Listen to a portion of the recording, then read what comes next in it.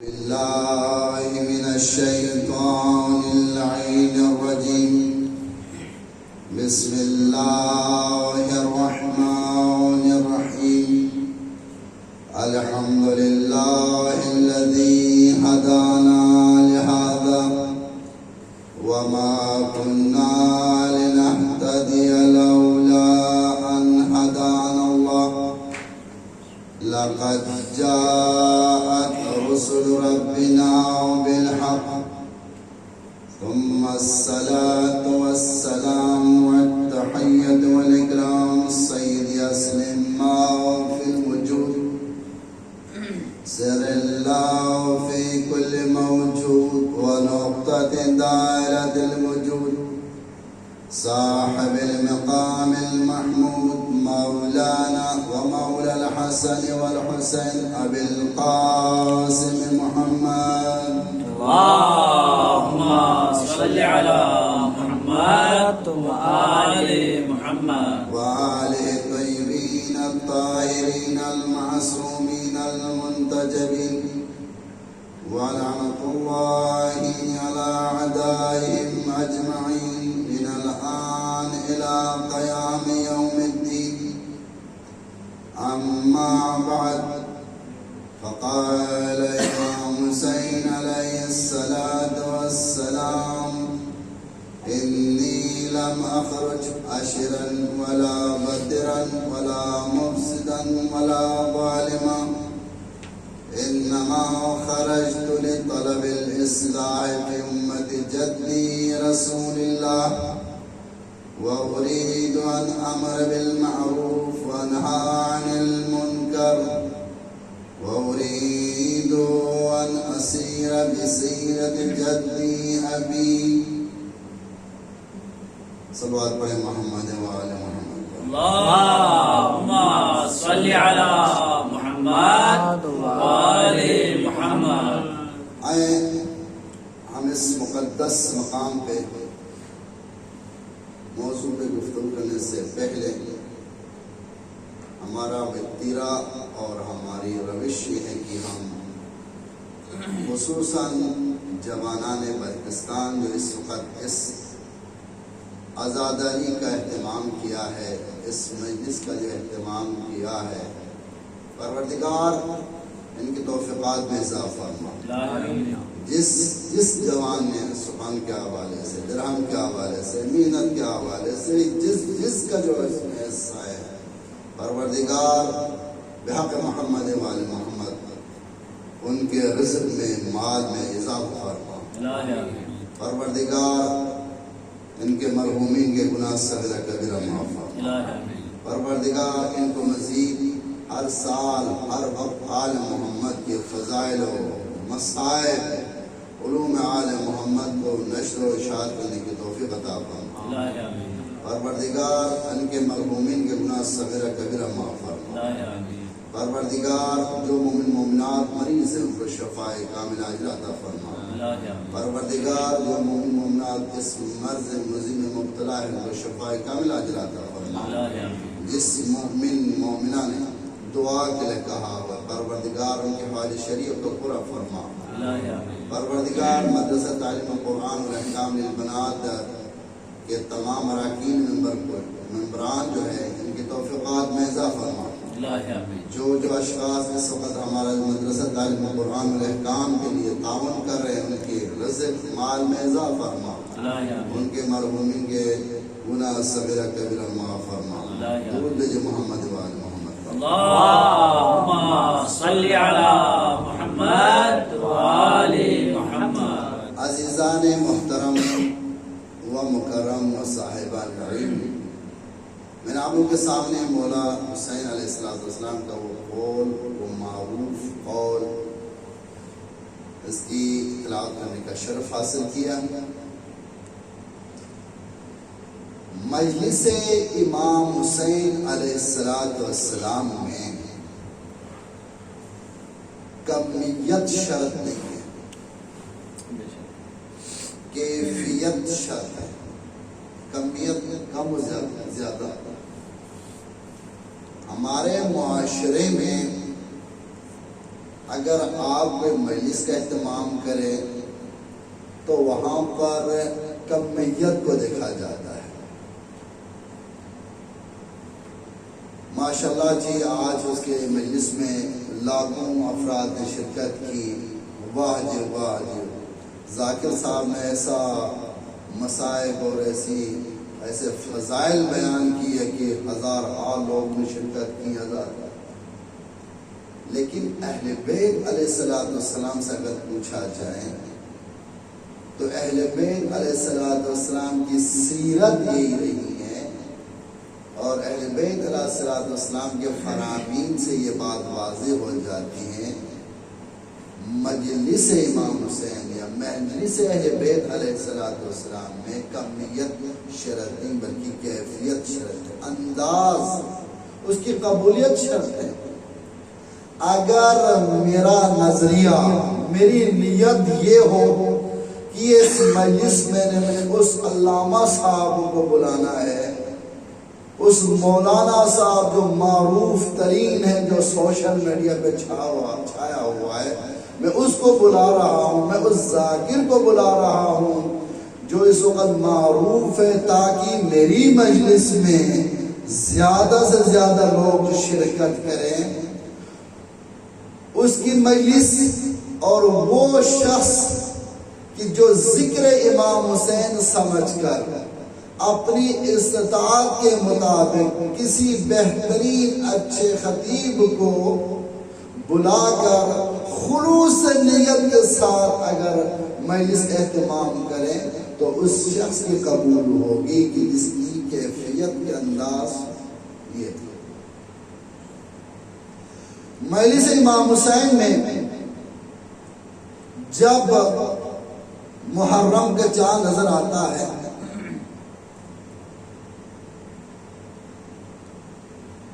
میاں نے کہا اپنی زوجہ کو محرم کا چاند نظر آیا ہے، لیکن نیاز کا اہتمام تبر کا اہتمام ہماری حیثیت نہیں ہے. ایسی زوجہ ہونی چاہیے جس کو کہتے شریک حیات، زندگی کے ہر لمحے اس کے ساتھ دیں، ہر خوشی میں خوشی، ہر غمی میں غمی ساتھ دیں. اس کی بیوی نے کہا کہ کوئی پریشانی کی بات نہیں ہے، بیٹا جوان ہے، بیٹے کو ہم بھیج دیتے ہیں. اللہ اکبر. اہمیت مجلس ہے. 24 گھنٹے میں آدھا گھنٹہ مجلس امام سننے کے لیے اتنا دقت طاری ہو رہی ہے. ہاتھ میں موبائل ہے، 24 گھنٹہ موبائل پر لگ رہے. میں نے کل مجلس کے بعد 2 بندے آئے، میں کہا 24 گھنٹے میں آپ آدھا گھنٹہ. آغا صاحب آپ سچ کہہ رہے ہیں کہ میں صبح یعنی رات تقریباً میں 8 بجے فارغ ہوتا ہوں، 8 بجے سے اگلا دن 6 بجے میں فارغ ہوتا ہوں. پھر میں کیا کرتا ہوں؟ کیا کرتے ہیں؟ کیا موبائل میں گیم کھیلتا رہتا ہوں. ہمیں اس وقت مولا متقیان امیر المومنین کے اولاد خاندان اس وقت کربلا معلی میں پہنچے ہوئے ہیں، اور دنیا اس وقت عزاداری تعزیے میں مشغول ہے. کم سے کم اتنا کچھ لینا چاہیے کہ حسین ابن علی نے یہ تحریک کیوں چلائی ہے. یہ سوچے بس کربلا کیوں آئے، کس مقصد کے لیے آئے، کس ہدف کے لیے آئے. کمانا ٹھیک ہے، انسان کما لے، ظاہری بات ہے کمانا چاہیے، لیکن اس کا مطلب یہ نہیں ہے کہ ہر وقت انسان اپنے اس قیمتی اوقات کو غلط کاموں میں صرف کر لے. بیوی نے کہا کہ بیٹا جوان ہو کے اس کو بھیج دیتا ہے اور اس کے پیسے سے ہم تبرک کا اہتمام کرتے ہیں. باپ نے کہا ٹھیک ہے، بہت اچھا مشورہ دیا. ادھر چاند نظر آیا، بیٹے کو بھیج دیا. اسے اچھے انسان کے ہاتھوں میں بھیج دیں. جو پیسہ ملا اعلان کیا کہ محرم الحرام کا چاند نظر آیا ہے، عزاداری کا ہم نے اہتمام کیا ہے، ماتمداری کا اہتمام کیا، آپ لوگ آ جائیں. تو تاریخ میں 2 محرم الحرام کو اس کا بیٹا واپس آتا ہے، لیکن باپ پریشان ہوتا ہے، بیٹا کیوں واپس آیا ہے؟ میں نے تجھے بھیج دیا تھا۔ کہا کہ بابا جان میں اکیلا نہیں آیا، میں بھاگ کے نہیں آیا، بلکہ جس بندے کے ہاتھ میں آپ نے مجھے بھیج دیا تھا اس نے کہا بیٹا جاؤ اپنے بابا کے گھر جائے، میں نے تجھے آزاد کر دیا ہے۔ باپ سے کہیں تیرا بیٹا بھاگ کے نہیں آیا، میں نے آزاد کر دیا ہے۔ لیکن باپ کو یقین نہیں آیا، بیٹا مجھے یقین نہیں آتا، چونکہ ایک عظیم مقصد کے لیے میں نے تجھے بھیجا تھا، ایک عظیم ہدف کے لیے میں نے تجھے فروغ کیا تھا۔ اس تبرک میں میرے امام حسین نے مجلس کا اہتمام کرنا ہے، کہا بیٹا میں خود جاتا ہوں۔ بیٹے کو ساتھ لے کے جاتا ہے، اس کے دروازے پر دستک دی، نکلا، کہا کہ آپ نے میرے بیٹے کو واپس کیوں بھیجا ہے؟ کہا اے شخص میں راضی ہوں، تیرا بیٹا بھاگ کے نہیں آیا ہے، میں راضی ہوں، میں نے آزاد کر دیا، میں نے تجھے واپس کر دیا ہے۔ اس نے کہا اس کا سبب؟ کہا اے شخص خدا آپ کے اس عزاداری کو قبول فرمائے، آج رات کو میرے خواب میں دیکھا، خواب میں کیا دیکھ رہا ہوں؟ ایک پردہ دار خاتون میرے سامنے آتی ہے، کہتی ہیں اے خدا کے بندے، آپ اس کی اولاد کو، اس کے بیٹے کو واپس کر دے، جس مقصد کے لیے اس نے تیرے ہاتھوں پہ بھیجا ہے، تمہاری جنت کا ضامن میں ہوں، اور تمہارے تمام گناہ صغیرہ کبیرہ بھی میں معاف کر دیتی ہوں۔ میں نے جب نیند سے اٹھا تو میں ڈر گیا، خوف، بی بی اس کو خواب میں آیا، لہذا میں نے تیرے بیٹے کو واپس کر دیا ہے۔ بڑے مشکلات اور مسائل اٹھا کر اس مجلس امام حسین ہمارے ہاتھوں پہ پہنچے ہیں، کتنی قربانیاں دی ہیں لوگوں نے اس پہ، کتنی مسائل اٹھایا ہے، آسان نہ سمجھے، بہت مشکلات سے یہی مجلس کی جو سبب بن رہا ہے ہم تک مسائل شریعت پہنچ رہے ہیں، یہی مجلس امام حسین ہے، اس کی سبب، اس کی بدولت سے ہمیں تاریخ معلوم ہو رہا ہے، یہی مجالس امام حسین ہے جس کی سبب سے ہمیں معلومات ملتا ہے، رزق یقین ملتا ہے۔ صلوات پڑھیں محمد و آل محمد پر۔ اللہم صلی علی محمد و آل محمد۔ ہمارا موضوع ہے امر بالمعروف نہی عن المنکر۔ امر بالمعروف نہی عن المنکر۔ ہر معاشرے میں 3 گروہ کے لوگ ہیں۔ میں نے کہا تھا پہلا گروہ جس کو مظلوم کربلا حسین نے کہا مجھے ایسے گروہ چاہیے، جس کو آپ دوسرے لفظوں میں کہہ سکتے ہیں حسین ہے۔ جو تیسرا گروہ ہے وہ پکا یزیدی ہے، جو درمیان میں جو دوسرا گروہ ہے وہ یزید کے ساتھ ہے۔ اب جو پہلا گروہ ہے جو خود اچھے کام بھی کرتے ہیں اور دوسروں کو تلقین بھی کرتے ہیں، یعنی امر بالمعروف بھی کرتے ہیں اور ساتھ ساتھ نہی عن المنکر بھی کرتے ہیں، حسین بن علی کو ایسے گروہ کی ضرورت ہے۔ مظلوم کربلا کو ایسے گروہ کی ضرورت ہے۔ ان کی صفات کیا ہے؟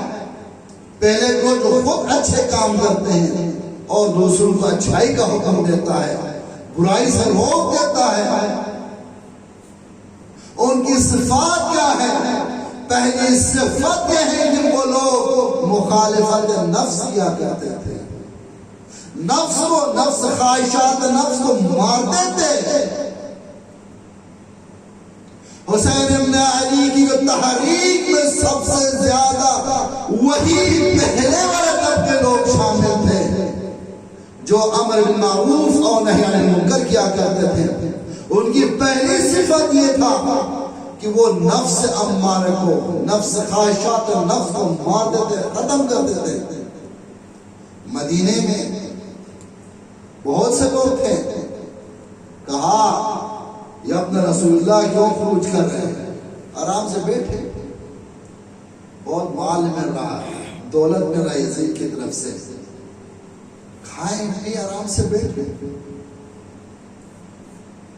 مختلف امام حسین علیہ السلام کو مختلف چیزوں سے لالچ بھی دیے ہیں، لیکن چونکہ ایک فاسق فاجر، ایک اسلام کے ساتھ کھیلنے والا شخص، دین کے ساتھ کھیلنے والا شخص، اس لیے امام نے کہا تھا مثلی لا یباع مثلہ، مجھ جیسا اس جیسے یہ کبھی بھی بیعت نہیں کر سکتا ہے۔ مظلوم کربلا کے ساتھ جو لوگ تھے وہ مخالفت نفس کرتے تھے، خواہشات نفس کو مار دیتے ہیں، تب تو مظلوم کربلا نے اپنے تحریک میں شامل ہوئے ہیں۔ دیکھیں، انسان خواہشات نفس پر اگر کنٹرول کرے تو وہ فرشتہ بن جاتا ہے، اگر نفس کو اگر چھوڑ دے تو کیا ہے، حیوان سے بھی زیادہ بدتر ہے، جس کو قرآن میں کہا ہے بل ہم اضل، شیطان سے بھی بدتر ہے۔ بشرا حافی امام حسین کاظم علیہ السلام، صلوات پڑھیں محمد اللہم صلی علی محمد وآل محمد۔ بشرا حافی ایک شخص ہے، اتنی دولت، مالدار انسان تھا، عیش پرست انسان تھا، پوری دولت کو وہ غلط کام، ناچ گاچ میں صرف کرنے والا انسان تھا۔ ایک دن اس کا غلام باہر آتا ہے اور گانے کی آوازیں آ رہی ہیں، ناچنے کی آوازیں آ رہی ہیں۔ امام نے اس سے پوچھا یہ گھر کس کا ہے؟ کہا میرے مالک کا۔ آپ کا مالک آزاد ہے یا غلام ہے؟ بشرا حافی کے غلام کو مولا فرماتے ہیں کہ تمہارا مالک آزاد ہے یا غلام ہے؟ اس کے غلام نے کہا کہ میرا مالک آزاد ہے، غلام نہیں۔ امام نے ایک لفظ کہا تھا، آزاد ہے اس وجہ سے یہ کام کر رہا ہے، اگر کسی کا غلام ہوتا تو کبھی بھی یہ کام نہیں کرتا۔ امام چلے گئے، واپس آئے، بشرا حافی نے پوچھا کس سے بات کر رہا تھا؟ کہا ایک ایسی خوبصورت شخصیت آئی، اس نے مجھ سے پوچھا کہ یہ تمہارے گھر میں جو آوازیں آ رہی گانے کی، ناچنے کی، اس نے مجھ سے پوچھا کہ تمہارا مالک آزاد ہے یا غلام ہے؟ میں نے کہا میرا مالک آزاد ہے، غلام نہیں ہے۔ تو بشرا حافی نے پوچھا کہ اس نے کیا کہا؟ کہا ہاں تمہارا مالک آزاد ہے اس لیے کام کر رہا ہے، اگر غلام ہوتا تو کبھی بھی یہ کام نہیں کرتا۔ مولا کا یہ جملہ بشرا حافی کے دل پہ اتنا اثر ہوا، فوراً بغیر جوتے باہر نکلتے ہیں اور امام کے پیچھے بھاگتے ہیں، امام کے سر اقدس پہ، پیر اقدس پہ گرتا ہے، عرض کرتا ہے یا اپنا رسول اللہ معاف کیجئے، آج سے میں سارے گناہ ختم کرتا ہوں۔ واقعاً یہ کام آزاد شخص کرتا ہے، اگر غلام ہوتا تو کبھی بھی نہ کرتا۔ حافی کے دن ننگے پیر، اب مولا کے قدموں پہ ہاتھ رکھے، مولا سے معافی مانگی، مولا نے معاف کر دیا، اور توبہ اس طرح سے توبہ کی اور اپنے خواہشات کو اس طرح سے مارا۔ اب ساری زندگی ننگے پیر چلتا تھا، ساری دولت اس نے اب راہ خدا پہ خرچ کرنا شروع کی، تمام جو کنیز ہے غلام ہے سب کو آزاد کر دیا، ایک فقیرانہ زندگی اس نے گزار دی۔ جب آخری وقت آتا ہے تو یہ مریض ہوتا ہے، مرض اتنا سخت تھا کہ ہر طبیب کو بلایا لیکن اس کا مرض ٹھیک نہیں ہوا۔ آخر کار کسی نے کہا کہ فلانا جگہ پر نصرانی کا ایک طبیب ہے، آپ اپنا قاروا بول ٹیسٹ قاروا وہاں پر بھیجیں، وہ ہر مرض کو تشخیص کرتا ہے۔ بشرا حافظ نے کہا کہ اب ختم ہو چکا ہے، اب میں اپنی زندگی سے نا امید ہوں۔ کہا کہ یہ ڈاکٹر تو مجھے تباہ کیا، لیکن بشرا حافظ کے حامیوں نے ساتھیوں نے زور زبردستی کی کہ آپ اپنا ٹیسٹ کروا دیں، قاروا کو بھیج دیں وہاں پر۔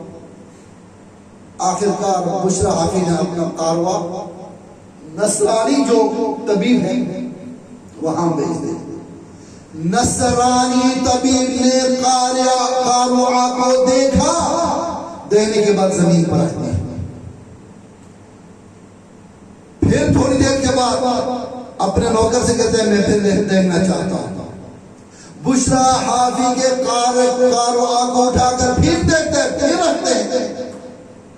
لوگوں نے کہا اے نصرانی طبیب، اتنا ماہر ترین ڈاکٹر ہونے کے باوجود اب بھی آپ تشخیص نہیں کر سکتے۔ طبیب نے کہا میری پہلی نظر میں نے تشخیص کی، لیکن میں اتنا تعجب کر رہا ہوں، اگر کوئی نصرانی شخص ہوتا تو یا کوئی راہب کا یہ قاروا ہوگا، اگر یہ کوئی مسلمان کا ہو تو بشرا حافظ کا یہ قاروا ہے۔ اللہ نفس کو اتنا مارا ہے کہ نصرانی طبیب بھی پہچان لیا یہ قاروا بشرا حافظ کا قاروا ہے۔ تب ملے گا ہمیں جنت، تب ہم کہہ سکتے ہیں کہ ہم آج حسینی ہیں، ہم دعویٰ کر سکتے ہیں کہ ہم حسینی ہیں، حسین کے قافلے میں شمار ہونے والے ہیں۔ تب ہم کہہ سکتے ہیں، آج ہم ماتم کر سکتے ہیں اگر نفس کو مارے تو۔ رسول خدا صلی اللہ علیہ وسلم فرماتے ہیں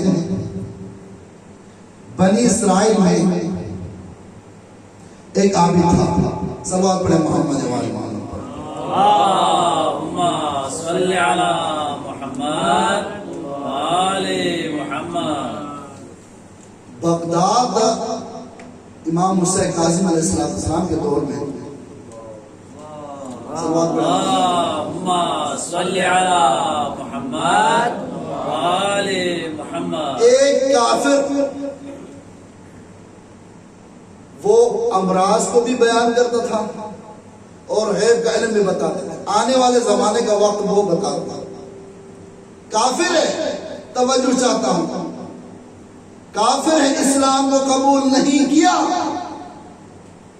لیکن آنے والے زمانے کا وہ سارے اخبار وہ بتاتے ہیں۔ امام کو خبر پہنچی یہ اپنا رسول اللہ کافر ہے، وہ ہر انسان کی نیت بتاتا ہے، آپ کے دل میں کیا ہے وہ فوراً بتا دیا، اس کے دل میں کیا ہے وہ بتاتا ہے، کافر ہے وہ۔ امام نے کہا میں اپنا بیس چینج کرتا ہوں، میرے ساتھ چلے، میں دیکھنا چاہتا ہوں یہ شخص کون ہے۔ اصحاب کو ساتھ لے کے جاتے ہیں بغداد، اس کے پاس پہنچتے ہیں۔ امام نے اپنے صحابی کو کہا کہ تم کچھ سوچو، نیت کرے۔ اس نے نیت کی، اس کافر سے کہا کہ اس کی نیت کیا ہے، فوراً بتا دی۔ امام نے اس کے ہاتھ کو پکڑ لیا، کسی سائڈ پہ لے کے جاتے ہیں، کہتے ہیں کہ یہ تو نبوت کا کام ہے، یہ نیتوں کا بتانا یہ نبوت محمدوں کا کام ہے، تمہیں کس طرح یہ چیز آ گئی ہے؟ توجہ، ایک نقطے کو لینا ہے، کافر ہے، اسلام کو قبول نہیں کیا ہے، نہ رسول، نہ پیغمبر، نہ نبی، نہ ائمہ طاہرین، نہ خدا، نہ عادل، کافر ہے۔ امام نے کہا یہ تو نبوت کا جز ہے، نیتوں کا بتانا یہ تم نے کہاں سے سیکھ لیا ہے، کہاں سے آیا ہے؟ لیکن اس کافر نے کہا میں نے اپنے نفس کو مارا ہے، نفس کی مخالفت کی ہے، اس وجہ سے میں اب لوگوں کی نیت کو بتاتا ہوں، نیتوں کو میں بتاتا ہوں۔ امام نے کہا اچھا تم نے مخالفت نفس کی ہے؟ جی ہاں، یہ چیز مخالفت نفس کرنے کی وجہ سے آئی ہے۔ تو امام نے کہا کہ کیا تمہارے اس نفس کے سامنے تم نے اسلام کو رکھا ہے؟ کبھی دین کو رکھا ہے؟ اس نے کہا جی، میں نے کئی مرتبہ دین اسلام کو میرے نفس کے سامنے رکھا، لیکن میرا نفس قبول نہیں کر رہا۔ امام نے کہا تعجب ہے، تو پھر اس وقت کیوں تم اپنے نفس کی مخالفت کیوں نہیں کرتا؟ جب تم نے اسلام کو اپنے نفس کے سامنے رکھا، دین کو رکھا ہے، اس وقت بھی تم اپنے نفس کی مخالفت کریں؟ سوچنے پر مجبور ہو، فوراً اسلام لایا، کلمہ طیبہ پڑھا امام کے پاس، مکمل شیعہ ہوا۔ کچھ عرصے کے بعد وہی شخص آتا ہے، کہتا ہے یا ابن رسول اللہ، پہلے میں کافر تھا، میں لوگوں کے نیتوں کو بتاتا تھا، ابھی لوگ میرے پاس آتے ہیں پوچھتے ہیں کہ آپ میری نیت کیا ہے، وہ میں ایک لفظ نہیں بتا سکتا ہوں۔ یہ کیا وجہ ہے؟ کافر تھا میں بتاتا تھا، لیکن آپ مسلمان ہو گئے، لیکن میں اب نہیں بتا سکتا ہوں۔ دیکھیے وقت امام کتنا خوبصورت جواب دیتے ہیں، اے شخص تو کافر تھا، تو نے ایک اچھے کام کی وجہ سے اس کا اجر اللہ فقط تجھے دنیا میں دے رہا تھا، تو مخالفت نفس کرتا تھا، اس کا ثواب فقط دنیا میں مل رہا تھا، آخرت کے ساتھ تمہارا کوئی تعلق نہیں تھا۔ لیکن جو ہی تم نے اسلام قبول کیا، دین قبول کیا اور محمد کا کلمہ پڑھا، اب تمہارا دنیا کے ساتھ کوئی تعلق نہیں، تیرا ثواب کل قیامت میں تجھے ملے گا۔ صلوات پڑھے محمد وآل محمد۔ اللہم صلی علی محمد وآل محمد۔ تو مظلوم کربلا کے لوگ جو ساتھی تھے وہ عام بندے نہیں تھے۔ جب حسن نصر اللہ سے پوچھا ہمارے پاکستانی کے وہاں پر کہ آپ ہمیں آپ کی اس تنظیم میں جو دنیا میں معروف ترین تنظیم ہے ہم شامل ہونا چاہتے ہیں۔ حسن نصر اللہ لبنان میں ہمارے کچھ پاکستانی چلے گئے تو کہا ہماری تنظیم میں شمولیت کے لیے چند شرائط ہے۔ اللہ اکبر، ہم کہاں ہیں؟ کہا شرطیں کیا ہے؟ سب سے پہلے شرط یہ ہے ہماری اس تنظیم میں شمولیت کے لیے ہمارے جتنے بھی جو فوج ہے جو اس وقت محاذ پر لڑ رہے ہیں، نماز شب کی قضا نہیں ہوئی ہے۔ نماز شب پڑھتے ہو؟ حیران ہو گئے، تعجب ہو گئے کہ حسن نصر اللہ کے فوج تمام کے تمام فوج جو نماز شب کی قضا نہیں ہوئی ہے، کہہ سکتے ہیں کہ یہ جند اللہ ہے، اللہ کی فوج ہے، کہہ سکتے ہیں۔ اور ہم نہ نماز کا پتہ ہے، نہ روزہ کا پتہ ہے، نہ دین کا پتہ ہے، نہ خمس کا، نہ زکوٰۃ کا، نہ امر بالمعروف کا، بس جہاں مل جائے وہ ماتم کر رہے ہیں، خوب ماتم کر رہے ہیں۔ ثواب تو ہے، یہ نہیں کہ ثواب، لیکن دیکھیں کس مقصد کے لیے کام ہم کر رہے ہیں، کس ہدف کے لیے کام کر رہے ہیں۔ صلوات پڑھیں محمد وآل محمد پر۔ اللہم صلی علی محمد وآل۔ یہ آوازیں آ رہی ہیں کہ بھائی نماز کی قضا ہے، عزاداری کی قضا نہیں، ماتم کی قضا نہیں ہے۔ آپ ذرا اپنے لوگوں سے پوچھیں، آپ کلمہ تو سنا دے، آپ دین تو بتا دے، خط تو پتہ نہیں، ایک بات کا بھی پتہ نہیں، نہ نماز کا پتہ ہے، نہ روزہ کا پتہ، نہ دین کا پتہ ہے، نہ اسلام کا پتہ ہے۔ وہی لوگ کہے گا کہ نماز کی قضا ہے، عزاداری کی قضا نہیں ہے۔ ہماری ان نسلوں کو خراب کرنے کے لیے، ہمارے اس صفوں میں خرابیاں پیدا کرنے کے لیے یہ لوگ آ کر کہتا ہے کہ عزاداری میں قضا نہیں ہے، نماز میں قضا ہے۔ مظلوم کربلا امام حسین کے ساتھ جو لوگ تھے، مخالفت نفس کی، انہوں نے نفس کو مار دیا ہے۔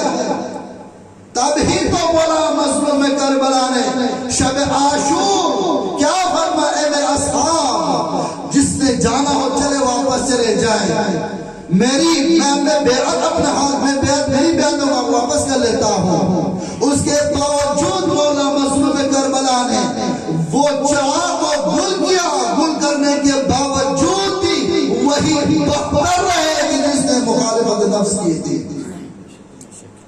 بر محمد و آل محمد بلندر سلوات. اللہم صلی علی محمد و آل محمد. ایک عالم دین کا واقعہ ہے پرانے زمانے نجف کا.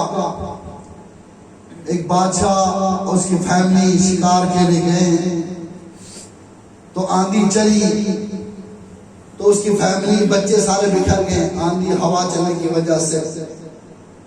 تاریخ میں ہے, بند تاریخ میں یہ واقعہ لکھا ہوا ہے کہ اس کی ایک بیٹی جوان بیٹی تھی, وہ فیملی سے بکھر گئی. رات ہو گئی. اب اس نے کسی جگہ پر ٹھکانا, وہ لڑکی ڈر گئی. ایک جگہ پر جب لائٹ چراغ نظر آئی تو دستک دی اس جگہ پر. ایک شخص ہے, ایک پرہیزگار بندہ ہے, تو کہا کہ مجھے آج رات آپ اپنے گھر میں جگہ دے دیں کیونکہ میں اکیلی ہوں. میں اپنے فیملی کے ساتھ آئی تھی لیکن اب بچھڑ گئے. اب پتہ نہیں ہے میری فیملی کہاں. بادشاہ کی بیٹی ہے. تو اس نے کہا اگر آپ جگہ نہ دیں تو شاید میں کسی ظالم برے لوگوں کے ہاتھ میں نہ چڑھے, تو لہٰذا مہربانی کر کے آپ مجھے جگہ دے دیں. اس نے جگہ دی.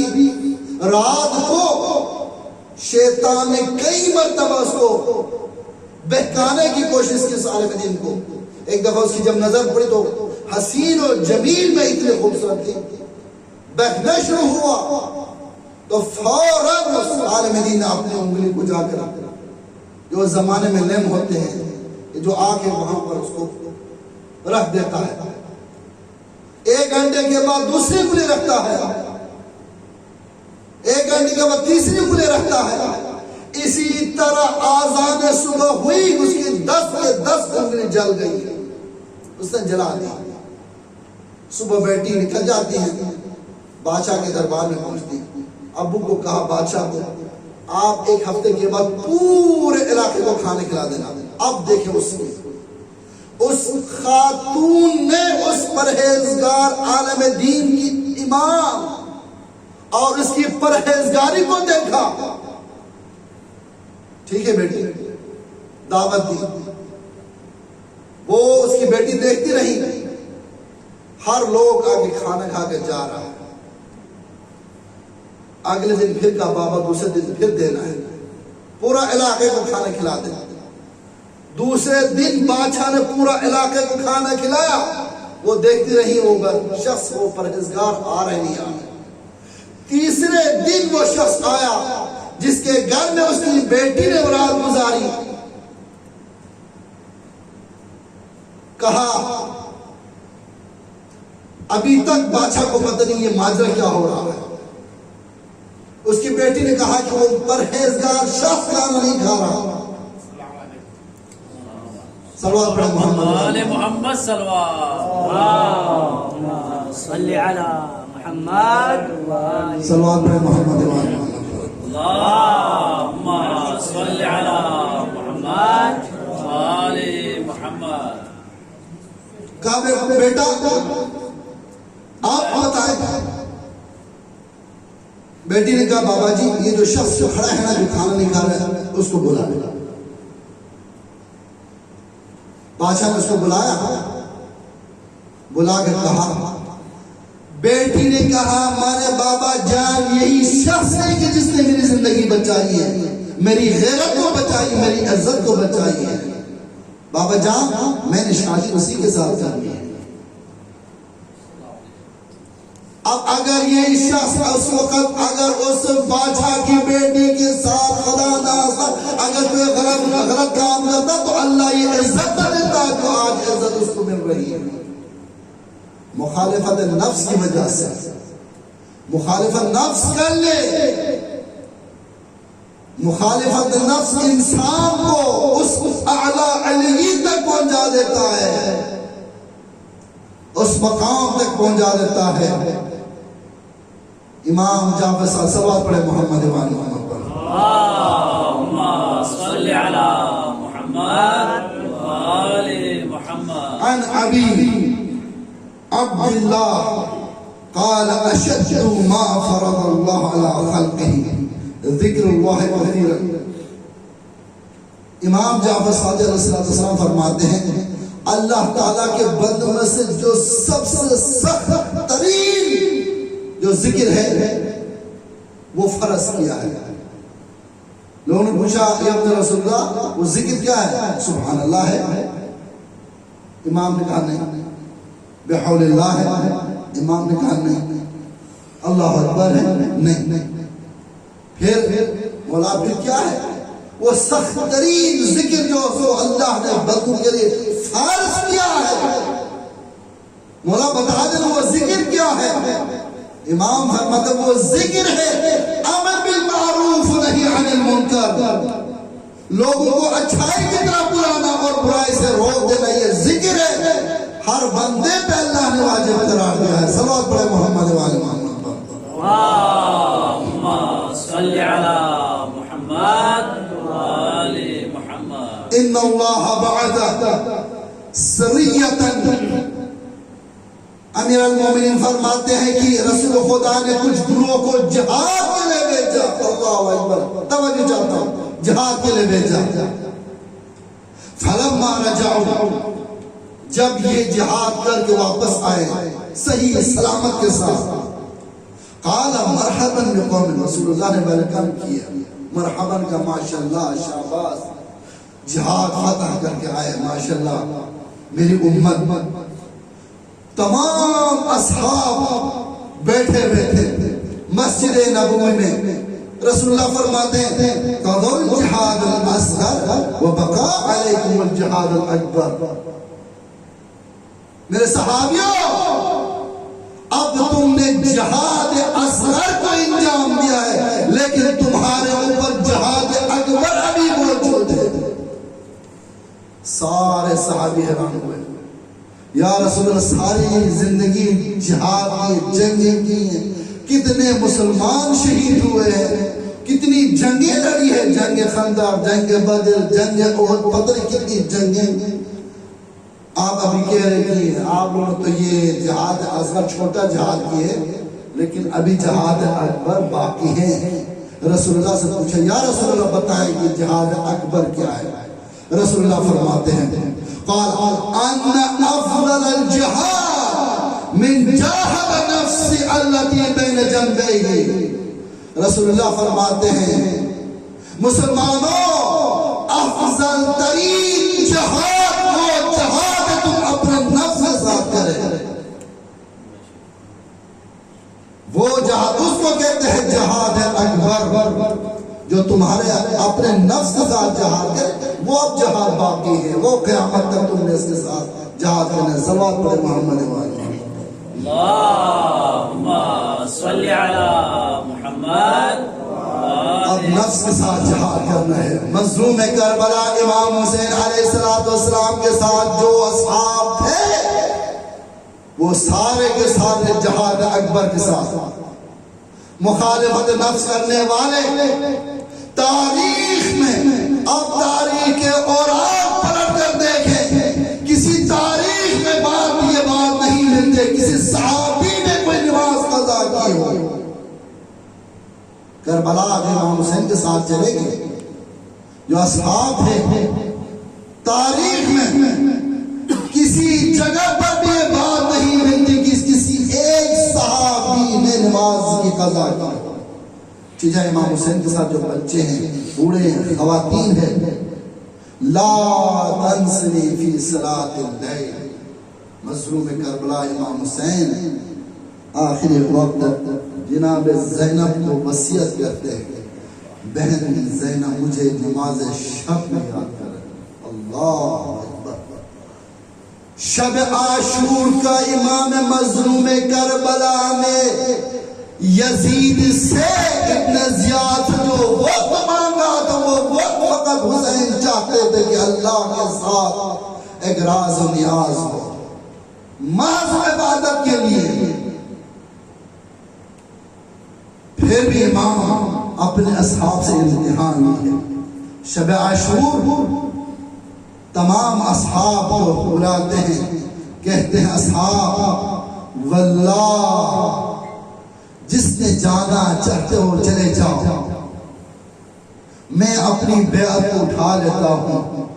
یہاں تک کہ روایت میں ہے کہ امام نے چراغ کو گل کیا، تھوڑی دیر کے بعد دیکھتے ہیں اصحاب، تمام اصحاب تلواروں کو نیام سے نکال کر، نیام توڑ کر امام کے قدموں پہ گرے، رو رہے ہیں، کہہ رہے ہیں یا ابن رسول اللہ 70 مرتبہ ہمارا سر تن سے جدا کریں، 70 مرتبہ میں زندگی دے، تب بھی آپ کو چھوڑنے کے لیے تیار ہیں۔ یا ابن رسول اللہ آپ کو چھوڑ کر ہم کہاں چلے جائیں، آپ کو چھوڑ کر ہم کہاں چلے جائیں۔ ایسے اصحاب کی ضرورت تھی۔ جب مطمئن ہوئے امام، کہا مرحبا میرے اصحاب، مرحبا، جنت کی بشارت دی ہے اور ہر ایک کو اس کی شہادت کی خبر سنائی۔ اللہ اکبر۔ جب مولا مظلوم کربلا نے اصحاب کے ساتھ گفتگو کی، فوراً ایک چھوٹا بچہ آتا ہے، حسن کا یتیم، فوراً عرض کرتا ہے چاچا جان کل شہداء کے لسٹ میں، فہرست میں میرا بھی نام ہوگا۔ اللہ اکبر۔ ایک مرتبہ مظلوم کربلا حسن کا یتیم کے اوپر سے لے کر نیچے تک دیکھتے ہیں، خاموش ہوتے ہیں، پھر عرض کرتا ہے چاچا جان کل شہداء کے فہرست میں میرا بھی نام ہوگا۔ جب 3 مرتبہ حسن کے یتیم نے کہا چاچا جان کل شہداء کے فہرست میں میرا بھی نام ہوگا، اللہ اکبر۔ مظلوم کربلا نے حسن کے یتیم کو گلے لگا کر عرض کرتے ہیں اللہ اکبر، قاسم اللہ، فقط آپ کا نام نہیں ہے اور محمد کا نام ہے، عباس کا نام ہے، علی اکثر کا نام ہے، علی اکبر کا نام ہے، اصغر کا نام ہے۔ جو ہی قاسم نے اصغر کا نام سنا، فوراً کہتے ہیں چاچا جان کل فوج اشقیا خیموں میں داخل ہوں گے۔ امام نے کہا نہیں بیٹا، کل میں اصغر کو اپنے ہاتھوں پہ لے کر فوج اشقیا کے سامنے پانی پلانے کے بہانے سے حرملہ کے تیر تمہارے بھائی اصغر کے۔ اللہ اکبر۔ امام زین العابدین فرماتے ہیں ایک دفعہ جب خیام گاہ میں مستورات کی جب رونے کی آواز آئی، مولا امام حسین خیام میں چلے جاتے ہیں، اللہ اکبر، السلام علیکم یا اہل البیت النبوہ، انا للہ و انا الیہ راجعون۔ بہن زینب رقیہ، ام کلثوم، ام رباب، بوبا شام کے لیے تیاری کرتے۔ اللہ اکبر۔ صبح عاشور مظلوم کربلا کے اصحاب ایک بہ ایک شہادت کے لیے جا رہے ہیں۔ ادھر قاسم کی ماں نے قاسم کو بلایا، کہا بیٹا قاسم واللہ آپ ہی ہے جو اکیلا میرے پاس ایک سرمایہ ہے۔ قاسم مجھے کل جنت میں زہرا کے سامنے سرخرور کرنا ہے، آج صبح سب سے پہلے چاچا جان میں قربانی پیش کرنی ہے، جا کر چاچا سے استجابت طلب کرے۔ اللہ اکبر۔ صبح عاشور قاسم جاتے ہیں مولا امام حسین کے پاس، چاچا جان مجھے استجابت دے۔ اللہ اکبر۔ ایک دفعہ مظلوم کربلا نے جا قاسم کو اٹھایا، کہتے ہیں اللہ اکبر قاسم بیٹا واللہ تجھے معلوم ہے تیرے بابا کی جب مشتاق ہوتا ہوں، بھیا حسن کی جب میں مشتاق ہوتا ہوں، تیری زیارت کرتا ہوں، میں تجھے استجابت نہیں دے سکتا۔ اللہ اکبر۔ قاسم مایوس ہو گئے، ادھر خیام میں قاسم تھے، ادھر عمار تھے،